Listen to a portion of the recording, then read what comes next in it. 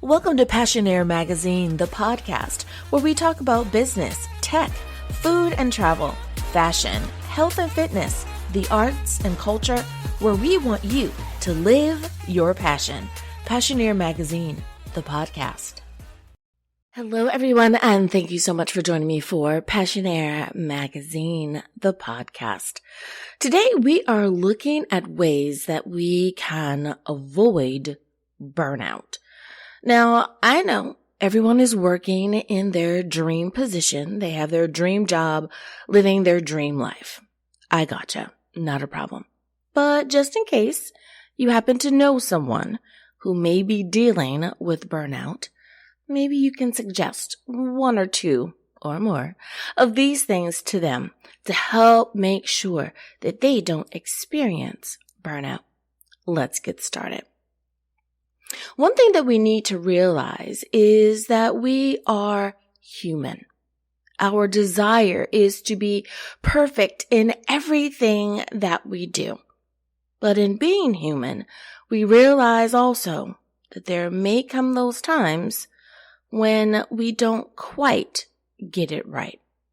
Being perfect should not be the priority. It should be a goal in the way that you want everyone to work, striving for 100%, but not at the cost of your health, not at the cost of your mental health, and not at the cost of your employees. And that includes yourself. So be as top-notch as you can. Be as spot on as you can. But if striving for perfection is causing you ill will, then perhaps you need to learn how to redirect some of that energy and some of that focus. Another way to avoid burnout is to take regular breaks throughout your day. Now, I remember hearing this, especially when I was an employee, that many of my fellow coworkers were eating their lunch at their desk. They were not taking their designated 10-minute breaks. You get the drift here. Now, with that being said, I know that I personally would take my breaks. Why? Because I understood how important the break was. Believe you me, an employer is not going to mandate a break if it isn't important. So don't use that time to continue working. Instead, take that break. I know that there are many apps out there. For example, if you have an Apple Watch or you have an app on your phone that reminds you, stand up, go for a walk. If you haven't downloaded an app like that, I suggest that you do. It really does help keep us on track, and it helps give us those mental breaks as well as those physical breaks that we need. You get my gist. Stay in touch with others. Stay in touch with those that are important to you. To avoid burnout, we should make sure that along with self-care for ourselves, that would include things like spa days, make sure we're staying in touch with the people that make us laugh, that make us smile, that make us happy. Stay in touch with classmates, family members, church members, association members, organizational leaders. You get what I'm saying. Stay in touch with those folks that are going to inspire you and motivate you to do what you need to do so that you don't burn out. Another thing that we can do is don't overload our plates. One of the most powerful words we can learn how to say is no.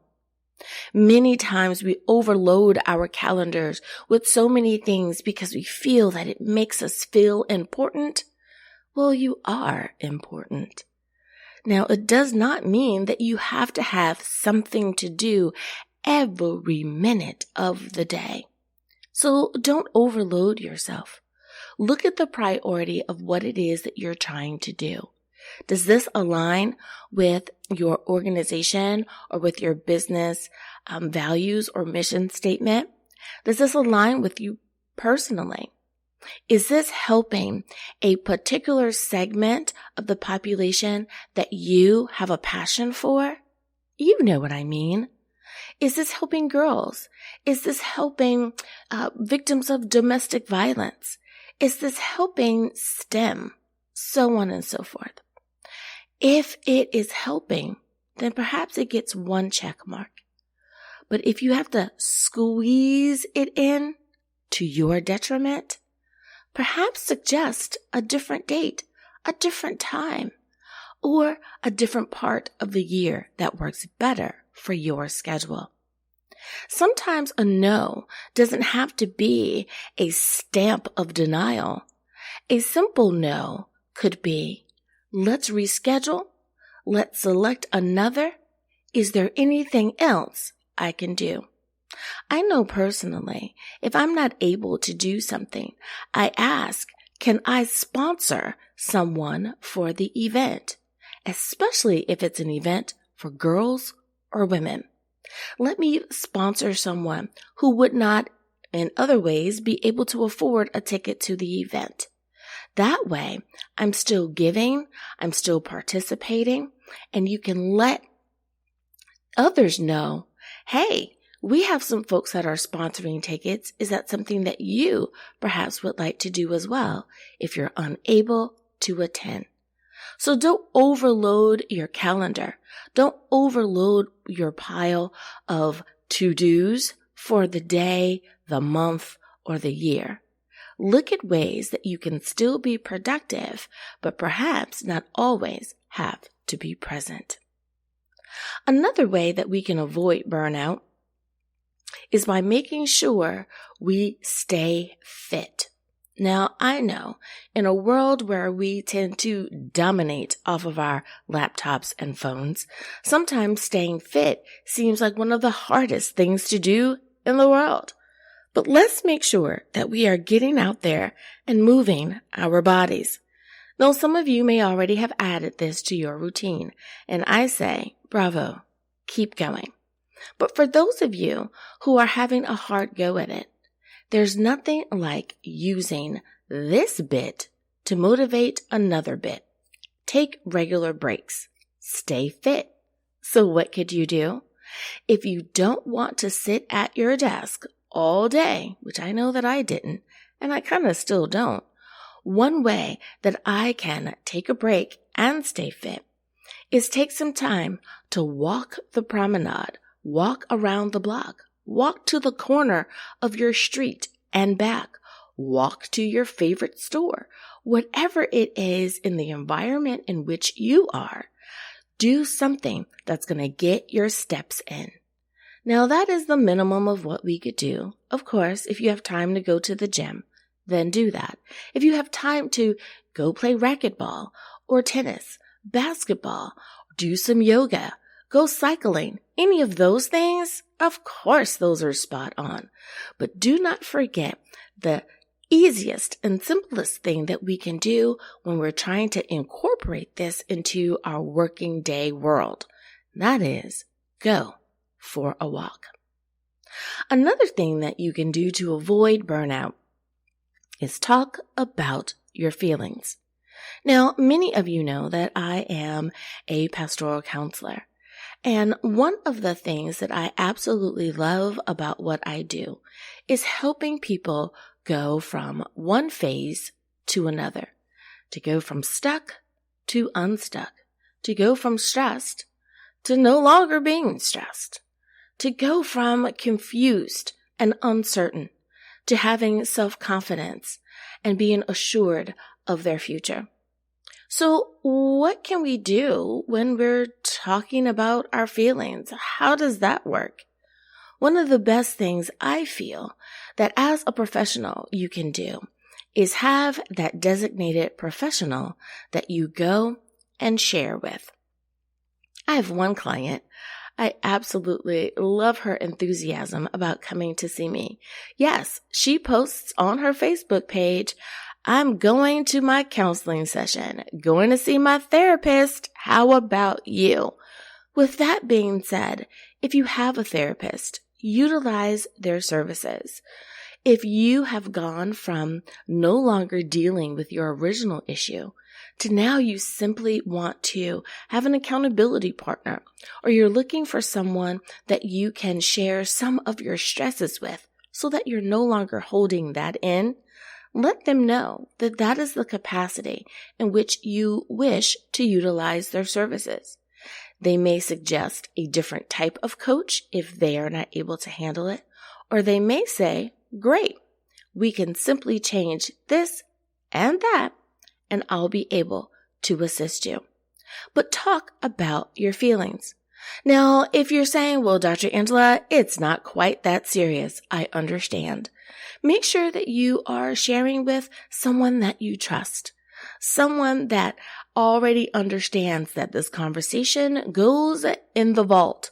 Meaning, if you are discussing the things that are going on about your spouse, or maybe you're having a hard go with a particular employee, this isn't going to be someone who's going to gossip about your relationship, someone who's going to betray your confidence and share that information with someone else. Now, I might suggest with you that if you're talking about something professional, that you go to a professional that can assist you with those things. If you're talking about something personal, then sure, that may be okay to share with a friend or a sibling, but it's always great to utilize services of a professional because you know that the response, the action step that you're going to be given is something sound and something that's in your best interest. Now, the last two things that I'd like to suggest is, number one, find a hobby. Do something that simply makes you laugh, something that helps you to enjoy the life that you've built. Listen, you've worked hard to get where you are. Now I want you to make sure that you are working smart to stay where you are. And one way that you stay smart about that is to find an outlet that makes sure that you avoid burnout. And lastly, learn to enjoy the small things. The small things, yes, the small things. If there was something that used to bring a smile to your face when you were younger, and you still enjoy doing that, sometimes we need to do those things that help remind us that we're only as old as we feel. Now, here's an example. I was talking with a friend of mine the other day, and she said, you know what I hadn't done in a really long time? And we kind of chuckled. And she said, I went to the ice cream truck. I was visiting an old friend of mine, and in their neighborhood, they had an ice cream truck. And I said, oh my goodness, you did. Did they play the little song and all of that? And she said, they did. It was just like how it was when I was a kid. It was just the funnest thing in all the world. And then, of course, she said, I don't remember paying those prices, but it was so much fun. It really made me nostalgic in that moment. That's enjoying the small things. I'm a beach baby, so I love enjoying any time that I can go to the beach, stick my toes in the sand. It doesn't matter if it is a moment where I'm alone and it's just me, or I've decided to take my family, or I'm with close friends. Anytime that I can be around water, and I really enjoy that. Now, those of you who follow me on social media have heard me say the exact same thing. Do the thing that really makes you happy, be it the mountains, the beach, going into the city. Maybe you live in a rural location and you love going into the city. Whatever it is, enjoy the small things. I know that anytime that we can go out on the boat and just enjoy that is beautiful. Do those things. It doesn't matter where you live. Enjoy what's available to you and for you in the area in which you live. Now, if you're going on a vacation, I can tell you, make sure you do all of the vacation things. You're going to Hollywood, make sure you walk and look at the stars. Make sure that you take a picture on those beautiful stairs and pretend that you are at the award show. Those types of things. It doesn't matter where you are or what you're doing. Make sure that when you go back and you look at those pictures, that it brings a smile to your face. If you've been waiting months to get that particular drink at that particular coffee house that you wanted because the season has changed, do it. Okay, full disclosure. Yes, they make pumpkin spice lattes for me and my friends. I am one of those people. I love it, and I cannot wait till the fall season comes because I love all of the autumn flavors that we get to enjoy. And I purposefully enjoy them during autumn because it allows me to look forward to the future autumns of the coming year. Now, that's just my way of making that time of year special. Imagine if we had Christmas year-round. Would it still be the excitement and the joy of the Christmas season? Maybe it would not be, because it would be every day. I mean, the decorations and the singing of the songs and all of those things. So if there's something that you enjoy about a particular season or about a particular holiday, enjoy it while it is there, because it only lasts for a little while. Just like the flowers that we are given, they only bloom and last for a short time, but boy, do they bring us so much joy. So enjoy the small things of life. Don't rush through them. Don't push them aside, knowing that they may come around again. Look forward to enjoying those things, and when they come, enjoy them. And when they're gone, look forward to enjoying them once again. They will help you avoid your burnout. I hope one or two or more of these suggestions will help you go from feeling stressed and fatigued to feeling overwhelmed and tired, from feeling like you just don't know what to do to feeling empowered to keep walking in your passion. Thank you for listening to Passionaire Magazine, the podcast.